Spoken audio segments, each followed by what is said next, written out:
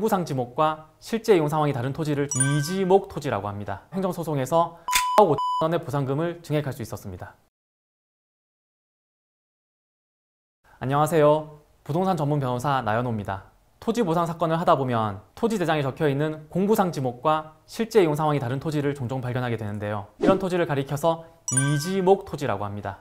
대표적으로 공부상 지목은 임야지만 실제로는 농지 또는 대지로 이용되고 있는 경우를 들 수 있겠네요. 이런 토지를 가지고 계신 분이라면 특히 오늘 영상을 집중해서 시청해 주시면 좋겠습니다. 오늘은 제가 담당했던 이지목 토지의 보상금을 증액한 사례를 설명해 드리려고 합니다. 이 사례의 쟁점 토지는 개발제한구역, 즉 그린벨트에 속한 토지였고요. 공부상 지목은 임야였습니다.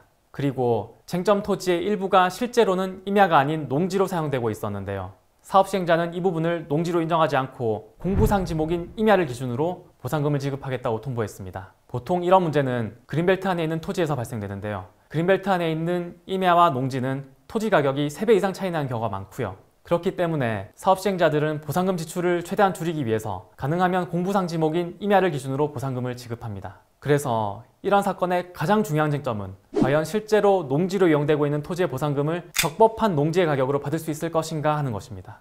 토지 소유자분들은 본인이 실제로 오랫동안 농사를 지으셨거나 대지로 이용했다는 사실만 생각하시고 당연히 보상금도 실제 이용 상황에 따라서 받을 수 있을 거라고 기대하십니다. 하지만 실제 협의 보상금이 산정될 때 공부상 지목과 실제 이용 상황이 다른 경우에는 공부상 지목에 따라서 보상금이 산정되는 경우가 굉장히 많습니다. 그 이유는 우리 토지보상법이 불법 형질 변경 토지의 경우에는 실제 이용 상황이 아니라 형질 변경을 하기 전에 이용 상황으로 보상하도록 하고 있고, 사업 시행자들도 공부상 지목과 실제 이용 상황이 다른 토지는 일단 불법 형질 변경 토지로 보고 보상금을 산정하기 때문입니다. 그렇기 때문에 여러분들이 이러한 상황에 처하게 되신다면 일단 협의에 응하지 마시고 반드시 전문가를 찾아가서 상담을 받으셔야 합니다.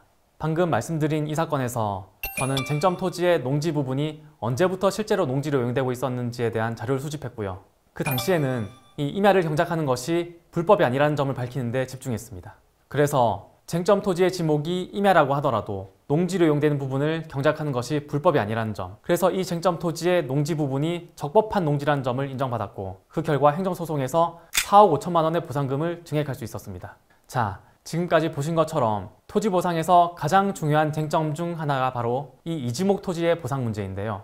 만약 본인 소유 토지의 보상금이 실제 이용 상황과 다르게 평가되었다면 방금 제가 말씀드린 부분을 잘 검토하셔서 보상금 증액 청구를 하셔야 한다는 점 꼭 기억하시기 바랍니다. 이런 것도 가능할까 망설이는 사건들도 쟁점만 잘 찾는다면 충분히 보상금 증액이 가능합니다. 영상 보시고 궁금한 점은 연락 주시면 언제든지 친절하게 상담해 드리겠습니다.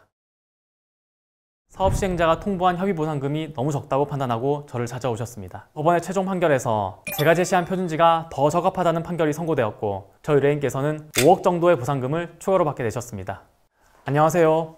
부동산 전문 변호사 나연호입니다. 공익사업에 편입된 토지 소유자분들은 협의 보상금을 처음 통보받게 되면 원래 생각했던 금액보다도 터무니없이 낮은 금액이라서 실망하시는 경우가 많습니다. 오늘 제가 소개해드릴 사례의 의뢰인께서도 사업 시행자가 통보한 협의 보상금이 너무 적다고 판단하고 저를 찾아오셨습니다.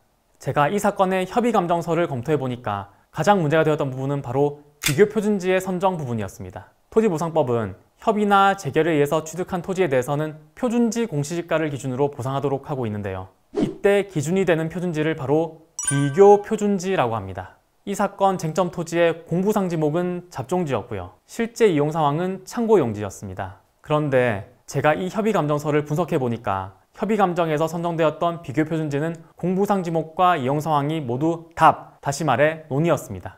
물론 감정평가 과정에서 비교 표준지와 평가 대상 토지 사이에 차이가 있는 부분은 개별 요인 비교 단계에서 반영이 되긴 합니다. 하지만 현실적으로 개별 요인 비교만으로는 정당한 보상금 산정에는 한계가 있기 때문에 비교 표준지 자체가 잘못 선정되어 있다면 아무리 개별 요인으로 보정을 하더라도 실제 가치에 못 미치는 가격으로 보상금이 산정될 수밖에 없습니다. 그만큼 이 비교 표준지의 선정은 토지 보상 절차에서 아주 중요한 부분입니다. 저는 이 사건 소송에서 기존 표준지보다 더 적합한 표준지가 있다는 사실을 주장하고, 이 표준지를 기준으로 감정평가를 다시 하게 되면 기존 보상금에 비해서 훨씬 더 높은 금액으로 보상금이 산정된다는 점을 입증했습니다. 그러다 보니까 위기감을 느낀 사업 시행자 측에서 굉장히 강하게 반발하더라고요. 사업 시행자는 우리가 주장한 표준지의 지목과 이용 상황도 대상 토지와 정확하게 일치하진 않는다는 점, 그리고 기존 표준지에 비해서 우리가 제시한 표준지가 대상 토지에서 더 멀리 떨어져 있다고 반박을 했습니다. 하지만 저는 사업 시행자 주장에 대해서 비교표준지와 대상 토지의 특성 차이는 개별 요인과 같은 부분에서 반영하면 된다는 대법원 판례, 그리고 비교표준지가 대상 토지로부터 멀리 떨어져 있다는 것만으로는 표준지 선정이 위법하다고 할 수 없다는 대법원 판례를 인용해서 반박했습니다. 결국 법원의 최종 판결에서 제가 제시한 표준지가 더 적합하다는 판결이 선고되었고 저희 의뢰인께서는 5억 정도의 보상금을 추가로 받게 되셨습니다. 자, 지금까지 보신 것처럼 토지 보상에서 비교 표준지 선정은 몇 억을 좌우할 정도로 아주 중요한 문제이고요. 만약에 보상 절차에서 이 부분을 제대로 지적하지 못하신다면 결국 내 토지의 정당한 가치를 제대로 인정받지 못하게 되는 것입니다. 그리고 비교 표준지를 선정할 때는 여러 후보지 중에서 하나를 선택하게 되는데요. 그 표준지를 결정하는 것은 결국 감정평가사입니다. 그렇기 때문에 감정인과 동일한 관점으로 사건을 바라보면서 감정인을 잘 설득하는 것이 가장 중요합니다. 저는 감정평가사이자 부동산 전문 변호사로서 토지보상 분야에는 경험이 풍부하기 때문에 이런 종류의 사건에 대해서 더욱 깊이 있게 변론할 수가 있습니다. 영상 보시면서 궁금한 점 있으시다면 언제든지 연락 주시기 바랍니다. 도로사업의 시행 때문에 의뢰인 소유 토지의 가치가 하락한 것에 대해서 사업 시행자가 적절한 보상을 해야 된다고 주장했습니다. 저희 의뢰인께서는 3억 정도의 보상금을 추가로 지급받을 수 있게 되었습니다. 안녕하세요. 부동산 전문 변호사 나연호입니다. 공익사업이 시행될 때 기왕에 내 토지가 수용이 된다면 토지 전체가 다 수용되는 것이 여러모로 좋을 텐데요. 가끔씩 토지의 일부만 사업지구에 편입되면서 나머지 부분은 그대로 남는 경우가 있습니다. 이렇게 동일한 소유자가 가지고 있는 토지 중에서 일부만 수용되고 남은 토지를 잔여지라고 하는데요. 이러한 잔여지의 가치가 공익사업의 시행 전보다 하락하는 경우에는 그에 대한 보상금을 청구할 수가 있습니다. 오늘 제가 소개해드릴 사례도 잔여지의 가치 하락을 인정받아서 여기에 대한 보상금을 받을 수 있게 도와드렸던 사례입니다. 이 사건의 의뢰인께서는 원래 대지로 이용되고 있던 토지의 절반 정도가 도로사업에 편입되었는데요. 편입이 되는 과정에서 이분 소유 토지가 기존에 비해서 면적이 좁고 길쭉한 모양으로 형상이 변하게 되었습니다. 그래서 이 잔여지에는 더 이상 건물을 신축하기 어려워졌고 토지의 이용 가능성 자체가 굉장히 떨어지게 되었습니다. 이런 이유를 근거로 해서 저는 토지수용위원회에 잔여지 가치 하락 보상 청구를 하고 도로사업의 시행 때문에 의뢰인 소유 토지의 가치가 하락한 것에 대해서 사업 시행자가 적절한 보상을 해야 된다고 주장했습니다. 이런 저희 주장에 대해서 사업 시행자는 비록 토지의 형상이 불리하게 변하긴 했지만 도로사업이 시행되면 잔여지에 접하는 도로의 폭은 기존보다 더 넓어지기 때문에 오히려 토지의 가치가 상승한다고 주장을 했는데요. 여기에 대해서 저는 토지보상법 제66조를 근거로 제시하면서 도로사업으로 발생하는 이익은 잔여지 가치 하락 보상에는 아무런 영향을 미칠 수 없다고 반박했고요. 최종적으로 제가 주장했던 내용들이 모두 인정되어서 저희 의뢰인께서는 3억 정도의 보상금을 추가로 지급받을 수 있게 되었습니다. 지금까지 말씀드린 것처럼 공익사업에서 잔여지가 발생했을 때는 반드시 그에 대한 보상 청구를 해야 되는데요. 잔여지에 대해서 보상받을 수 있는 방법은 첫 번째, 잔여지 수용 보상과 두 번째, 잔여지 가치 하락 보상이 있습니다. 이 중에서 잔여지 수용 보상은 잔여지를 종래의 목적에 사용하는 것이 현저히 곤란하다는 점을 인정받아야 합니다. 하지만 그 요건을 충족시키기가 굉장히 까다롭기 때문에 사업 시행자가 처음부터 자진해서 잔여지를 매수해주지 않는 한 재결이나 소송 단계에서 인정받기가 쉽지 않습니다. 반면에 잔여지 가치 하락 보상은 해당 공익사업 때문에 잔여지의 면적, 형상, 전면도로와 같은 토지 특성이 변해서 기존 토지에 비해 가치가 떨어졌다는 점만 입증하면 인정받을 수 있기 때문에 수용 보상에 비해서는 상대적으로 수월하게 보상을 받을 수가 있습니다. 또한 이 잔여지 가치 하락 보상의 경우에는 잔여지의 소유권은 그대로 보유한 상태에서 보상금만 추가로 받는 것이기 때문에 토지 소유권 양도에 따른 양도소득세를 납부할 필요도 없습니다. 그런데 여기서 제가 특히 강조드리고 싶은 점은 감정평가 결과로 보상액이 결정되기 때문에 소유자가 얼마나 적극적으로 대응하는지에 따라서 보상액 수준이 크게 달라질 수 있다는 점입니다. 그리고 감정평가 단계에서 보상액을 최대한 높이기 위해서는 감정인과 동일한 관점에서 사건을 바라보면서 감정인을 잘 설득할 수 있어야 하고 그러한 능력과 경험이 있는 전문가의 도움을 받으셔야 합니다. 저는 감정평가사이자 부동산 전문 변호사로서 토지 보상 분야에는 경험이 풍부하기 때문에 이런 종류의 사건에 대해서는 더욱 깊이 있게 변론할 수가 있습니다. 혹시 잔여지 보상에 대해서 궁금하신 점 있으시면 주저하지 마시고 연락주세요. 친절하고 자세하게 설명해 드리겠습니다. 그리고 잔여지 보상은 청구 기한이 있기 때문에 가능한 한 빨리 연락 주셔야 된다는 점 잊지 마시고요. 최종 판결에서 제가 했던 주장들이 모두 인정되어서 저희 의뢰인은 잔여지 가치 하락 보상금으로 1억 원 이상의 보상금을 받으실 수 있게 되었습니다. 안녕하세요.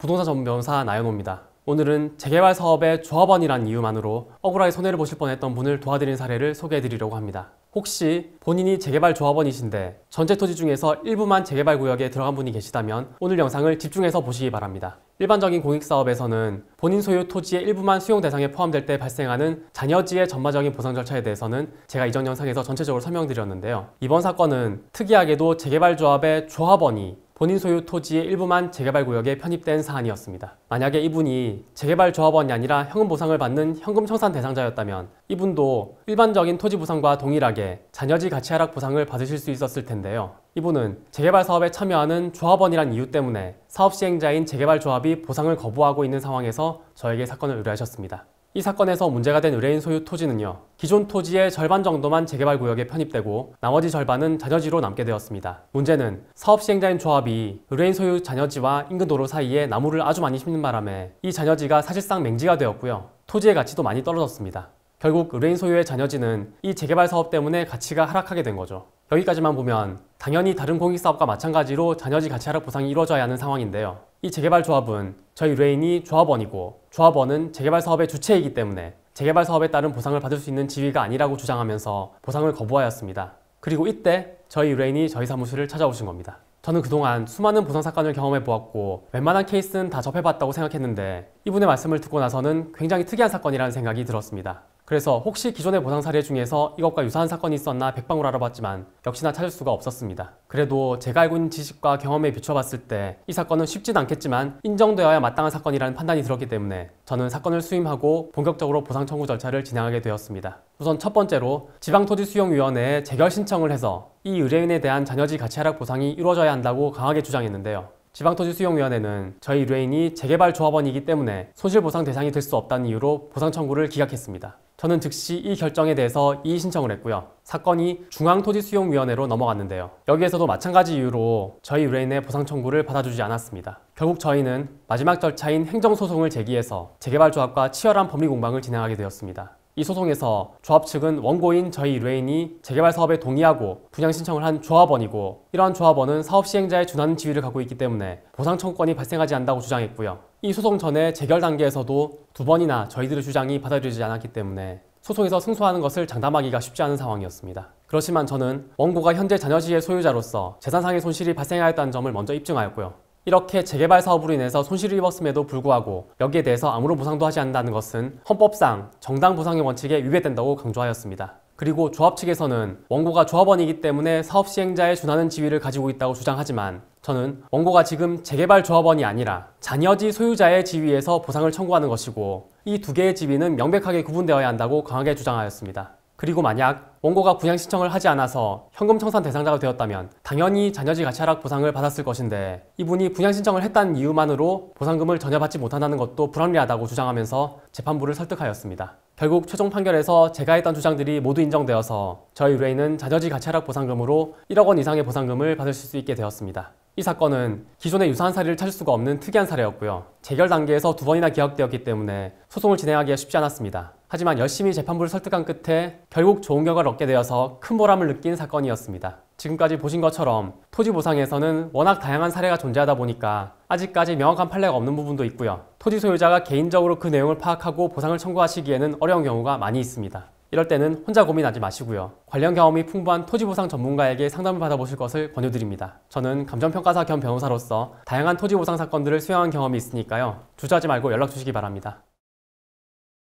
의뢰인은 수용재결 보상금에 비해 3배 이상, 금액으로는 2억 1천만 원이 넘는 보상금을 추가로 받게 되셨습니다. 안녕하세요. 부동산 전문 변호사 나연호입니다. 제가 도로에 대한 보상과 관련해서 올려드렸던 영상을 보시고 상당히 많은 분들이 문의를 주고 계신데요. 오늘은 재개발 구역에 편입된 토지가 사실상의 사도부지로 분류되는 바람에 인근 토지의 3분의 1 이내로 보상을 받으실 뻔했던 분을 도와드려서 기존 보상금의 3배로 보상금을 증액시켜드린 사례를 소개해드리려고 합니다. 혹시 자신의 토지가 도로를 이용 중인 상태에서 공익사업에 편입된 분이 계시다면 오늘 영상을 집중해서 시청해주시기 바랍니다.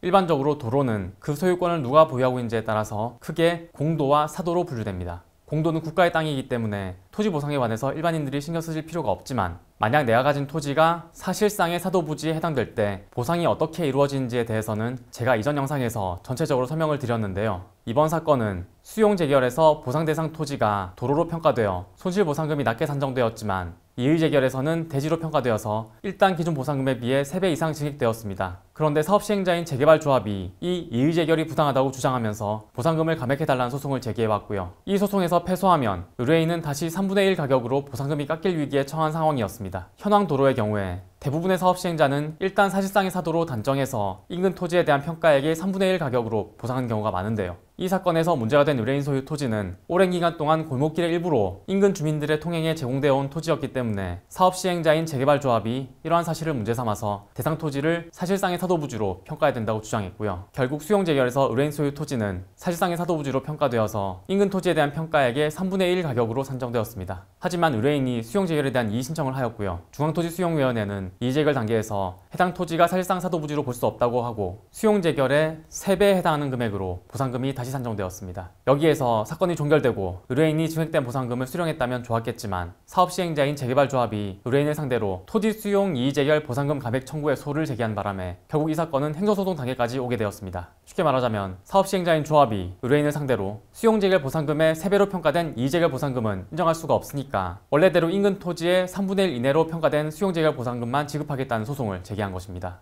그리고 이때 의뢰인이 저희 사무실을 찾아오시게 되었습니다. 제가 이의재결서를 살펴보니 비록 이의재결에서 대상 토지가 사실상 사도부지가 아니라고 결론 내려졌지만 이의재결서에 기재된 판단 근거가 부실했기 때문에 사실상 소송 단계에서 처음부터 다시 대상 토지가 사실상의 사도부지에 해당하지 않는 이유를 입증해야 하는 상황이었습니다. 그래도 이 사건은 일단 이의재결에서 대지로 평가되어 보상금이 정상적으로 책정되었고 제가 기존에 비슷한 사건들을 많이 다루어 본 경험에 비추어 봤을 때 이 사건은 승소할 수 있겠다는 결론을 내렸기 때문에 최종적으로 사건을 수임하게 되었습니다. 이 사건에서 사업 시행자는 쟁점 토지가 도로법에 의한 도로에 연결되어 사도법에 의한 사도에 준하는 실질을 갖추고 있고 토지보상법 시행규칙 제26조 제2항 각호 중에서 제1호, 제2호, 제3호에 모두 해당하기 때문에 사실상의 사도부지로서 인근 토지의 3분의 1 금액으로 보상되어야 한다고 주장했습니다. 우선 첫 번째 요건인 도로 개설 당시에 토지 소유자가 자기 토지의 편익을 위하여 스스로 설치한 도로에 해당하는지의 여부에 대해서 저는 쟁점 토지가 도로로 사용되기 시작한 경위가 분명하지 않고 의뢰인이 이 토지 외에 주위에 다른 토지를 소유하고 있지 않기 때문에 이 토지로 인해서 얻는 이익이 없다는 점을 강하게 주장했습니다. 그리고 두 번째 요건인 토지 소유자가 그 의사에 의하여 타인의 통행을 제한할 수 없는 도로에 해당하는지와 관련해서는 이 토지가 인접 토지와 공도를 연결한 유일한 도로가 아니기 때문에 대지로 사용하는 것이 현저히 곤란하다고 볼 수는 없다고 주장했습니다. 마지막으로 세 번째 요건인 건축법 제45조에 따라 건축허가권자가 그 위치를 지정, 공고한 도로에 해당하는지 여부와 관련해서는 여러 사정으로 볼 때 이 토지에 대해서 건축허가권자가 실제로 그 위치를 지정, 공고했다고 보기는 어렵다고 주장했습니다. 결국 제가 했던 주장이 모두 받아들여져서 최종 판결에서 의뢰인 소유 토지가 사실상의 사도부지에 해당하지 않는 것으로 인정되었고 의뢰인은 수용재결 보상금에 비해 3배 이상 금액으로는 2억 3천만 원이 넘는 보상금을 추가로 받게 되셨습니다. 이 사건은 자칫 이의재결이 위법하다고 결론이 날 경우 의뢰인이 큰 손실을 입게 될 가능성이 있는 사건이었기 때문에 저도 상당히 부담이 되는 사건이었지만 결국에는 의뢰인의 보상금을 지킬 수 있게 되어서 큰 보람을 느낄 수 있었던 사건이었습니다. 지금까지 보신 것처럼 현황 도로의 보상과 관련된 법리는 비전문가 접근하시기에는 상당히 까다롭기 때문에 토지 소유자가 개인적으로 그 내용을 파악하고 정당한 보상을 청구하시기에는 어려운 점이 많습니다. 이럴 때는 혼자 고민하지 마시고 관련 경험이 풍부한 토지보상 전문가에게 상담을 받아보실 것을 권유드립니다. 저는 감정평가사 겸 변호사로서 도로보상에 관한 사건들을 수행한 경험도 풍부하니까요. 주저하지 말고 연락 주시기 바랍니다. 다음에도 좋은 영상으로 찾아뵙겠습니다. 감사합니다.